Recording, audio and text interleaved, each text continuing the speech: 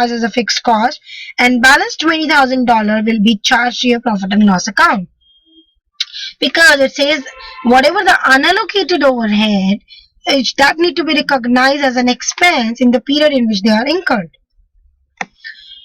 Now see, if there is abnormally high production, for example, in the same example, if we continue, instead of 10,000 units, if your entity has produced 12,500 units, so for this 12,500 units, now your fixed cost has reduced.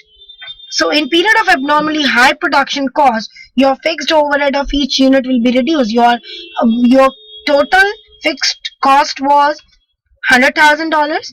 If you divide it by 12,500 units which you have now produced, your per unit overhead cost will be $8 only. So this is an important slide, important key notes, because this helps you practically understand that how your fixed cost allocation or the fixed cost per unit varies.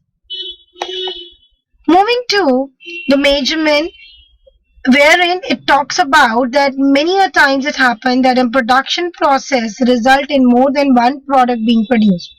For example, in case of oil refining or crude, we come up with final petrol and diesel, we have a crude oil in between. So these are all example of, we have, while the finished product as a petrol or the diesel, but before that we have crude oils also.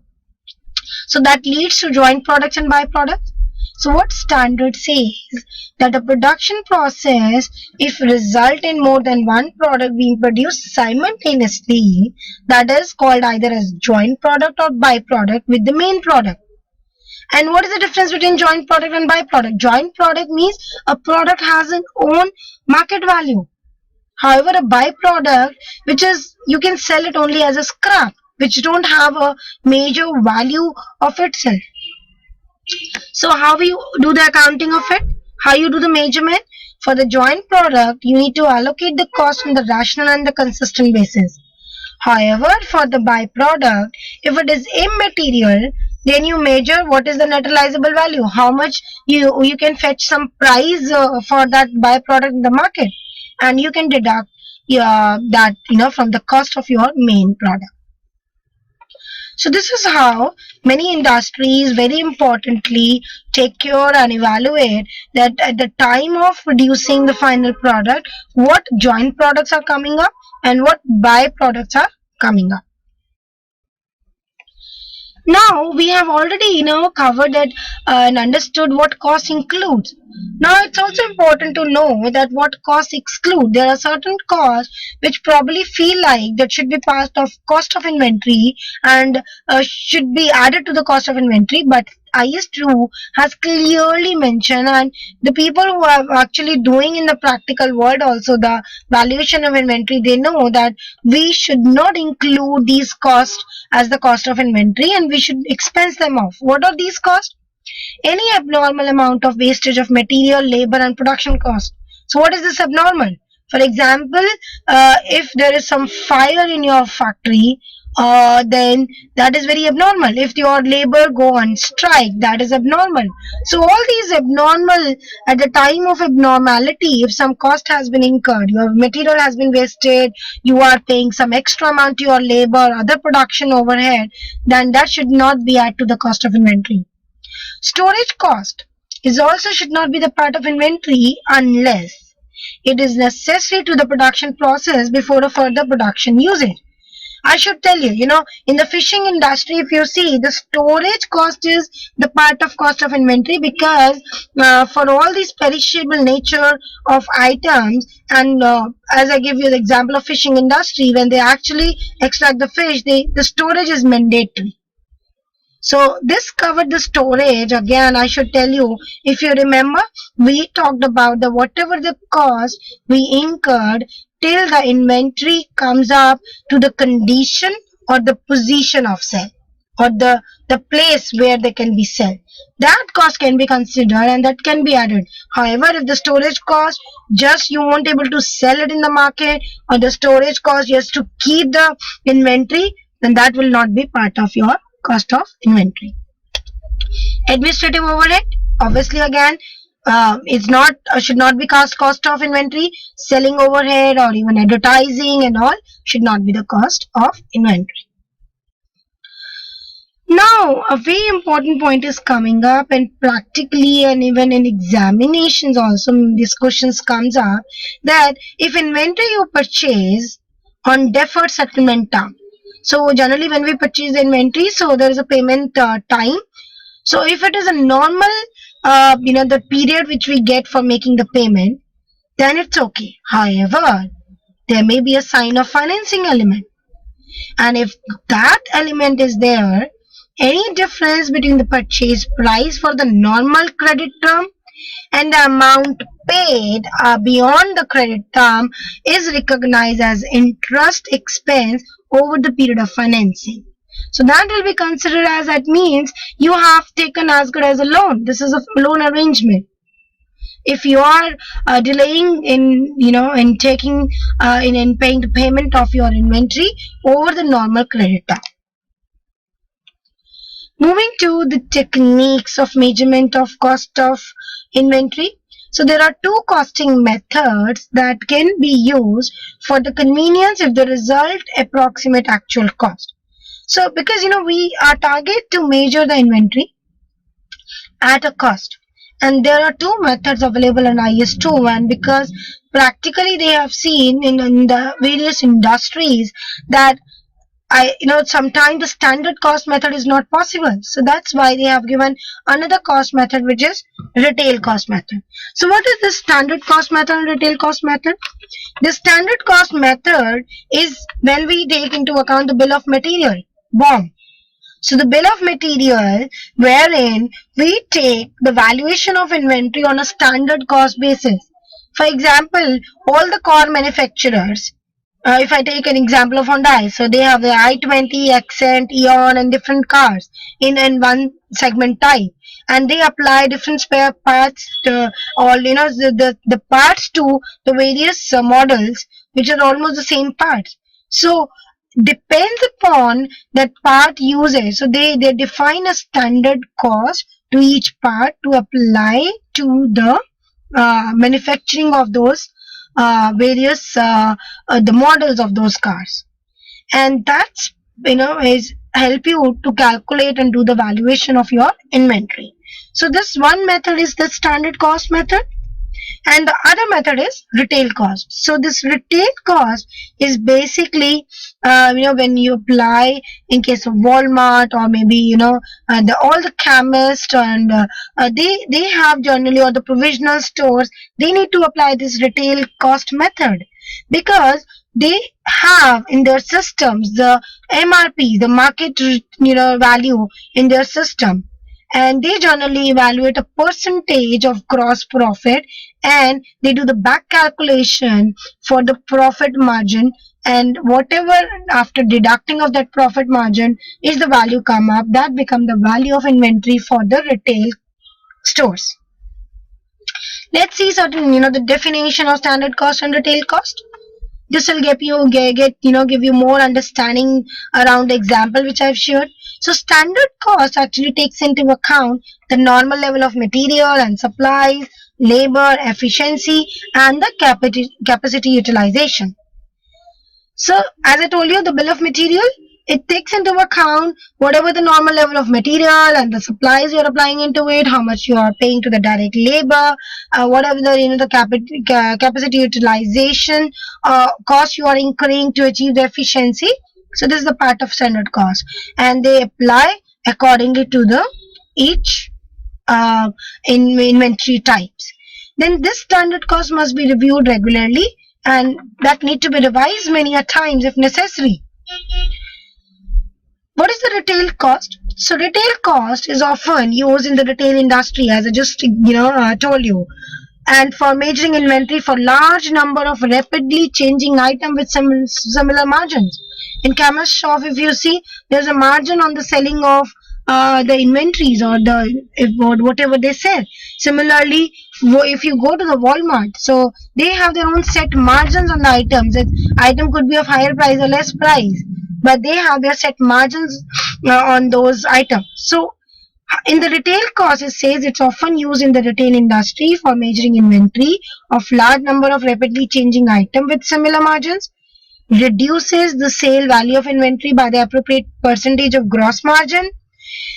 The percentage used takes into consideration inventory that has been marked down to below its original selling price, and an average percentage of each retail department is often used. So if you relate with the example, then these points will be very easy to understand. Coming to now the cost formula. So what are the cost formulas we have? When there are large number of items of inventory that are ordinarily interchangeable and specific identification of cost is inappropriate, then the cost of inventory should be assigned by using either of the method, FIFO method or weightage average cost method. Guys, so you may feel like that what should be the specific identification of cost. So if you have a specific identification of cost, then apply that cost to the respective inventory only. However, if the specification of cost is not possible, then how you valued your closing value of inventory? For that, you need to apply the FIFO method or the weightage cost method. Note again that LIFO method is not allowed under IFRS or a context in IAS 2. Now coming to when we recognize something as an expense rather than taking it to the cost of inventory. So when inventories are sold, I told you that inventory is an asset until it is sold. So when inventories are sold, then the carrying value is recognized as an expense in the period when the related revenue is recognized. So it is talking about that you need to take, the inventory when it is sold to the cost of goods sold. So inventory when sold, it's become the part of cost of goods sold rather than the part of either your opening stock or your inventory. Any write down to the net realizable value because of the fact that your inventory value is less than the cost. So then all the losses are recognized as an expense in the period the write down of the loss has been occurred. It may be the case that you are doing any reversal of any write down of inventory, and that is recognized as a reduction in the expense in the period when the reversal is occurred. So this is how the case is when you are recognizing something related to inventory but as an expense. Inventories which are used as a component of self-constructed property or like property, plant and equipment are recognized as an expense during the useful life of that asset. Moving to the disclosure requirements, the financial statement should disclose the accounting policies which is adopted in measuring inventories, including the cost formula which is used. So they need to disclose, you will see in the notes of financial statement of various entities, they need to disclose what is the accounting policies they're applying, whether they're applying FIFO method or weightage cost method, what cost method they are applying. So these are all accounting policies for an entity. The carrying amount. So the carrying amount is the value at which you are carrying your inventory in your books. So this total carrying amount and the carrying amount should be further classified as per the appropriate to the entity. So it could be how much mercantile carrying value is, raw material, WIP and finished good. Then the entity, we also need to disclose the carrying value at the fair value less cost of sales. So how much is the fair value, even if it is high value? So in the disclosure, it is required that you need to disclose the carrying amount at the fair value, and you can consider, the less the cost of sale. Carrying value of inventory, if something has been pledged as a security for liabilities, about the hypothecation of goods, about the pledging as a security for liabilities of inventory, then that also need to be disclosed. Though we know that is not impacting your the cycle of manufacturing your inventory, manufacturing your finished goods and selling it, but it's very important that that need to be disclosed in your financial statement for all the stakeholders, that you have some restrictions or pledging or hypothecation on your goods. Now, with respect to the inventories which we expense in the period, there are certain disclosure requirements, which is like how much is the amount of inventory which you have recognized as an expense, and any amount of any write down, or even if there is any reversal of any write down, that also need to be recognized as income.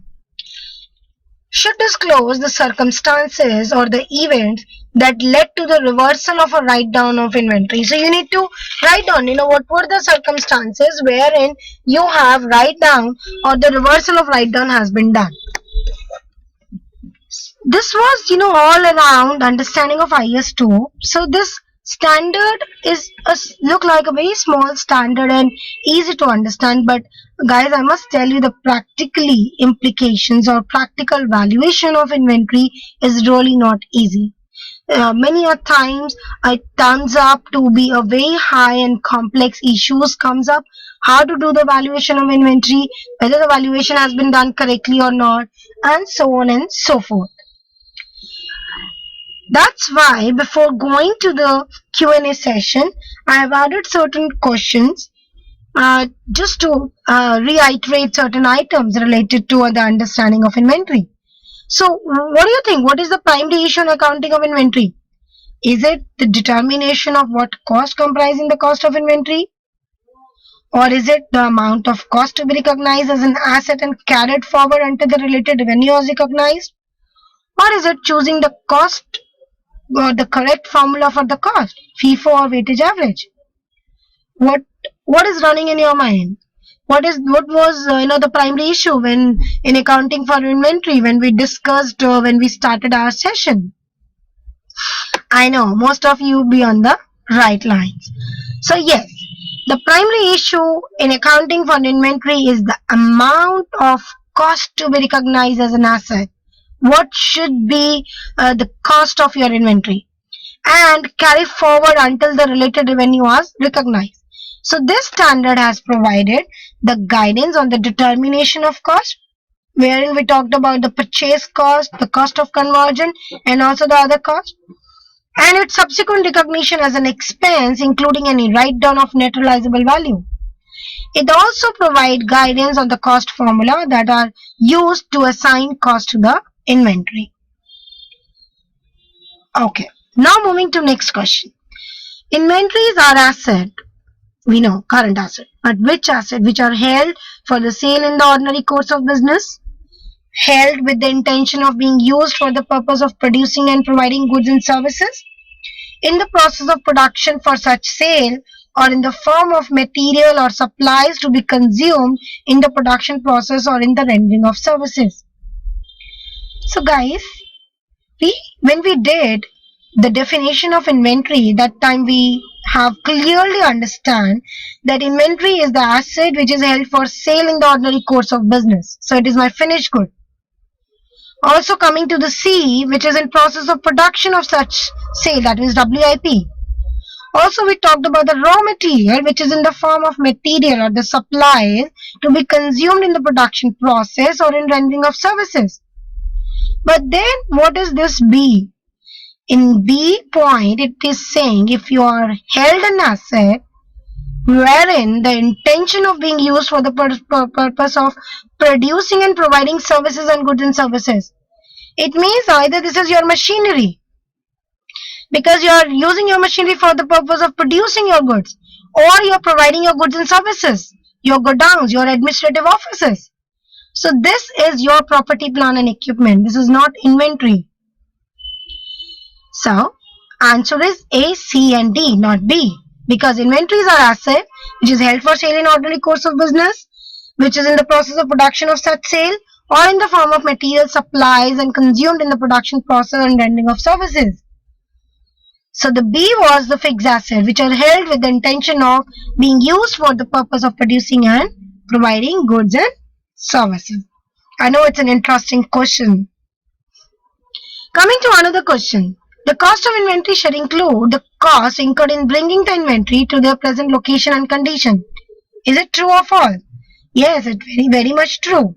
So whatever the cost which you incurred of inventory, which comprises the cost of purchase, cost of conversion, and any other cost, including even the borrowing cost incurred in bringing the inventory to the present location and condition is the cost of inventory. So I hope you find this session to be very interesting when we are doing even the question answer sessions also, helping us to build our more understanding what we have covered and understood. So let's see another question, that which technique for measurement of cost of inventory may be used if the result appropriate cost? Standard cost method, variable cost method, marginal cost method, or retail method? We know that standard has provided two methods, which is standard cost and retail cost. So standard cost take into account the normal level of materials, supplies, labor, efficiency and capital utilization. And the other method is retail method, which is often used in the retail industry like Walmart and more. And I talk about Big Bazaar. So for managing inventory for large number of rapidly changing items with similar margin. They have their own margin of 20%, 25%, depends. Another question then, when is the different cost formula within inventory is justified? When the inventory with a similar nature or use, or inventory with a different nature or use, or inventory in another operating segment, or inventory in different tax jurisdiction. So the different cost formula can be applied when the inventory is with a different nature or use. Why? So an entity shall use the same cost of formula for all inventory having similar nature or use to the inventory. For inventory with a different nature and use, different cost formula may be justified.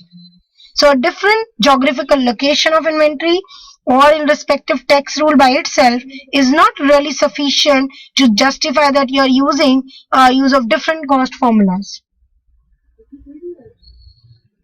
So guys, this was all around IS2 and inventories is very important as a professional and as a working accountants to know that how we deal with inventory, what are the different applications of it, and from examination point of view also you will see that though very rarely they ask you the question, but they try to ask you the question in a very tricky way, and that's why it's important that you handle it very effectively. Must go through IS2 also before you are appearing for any exam.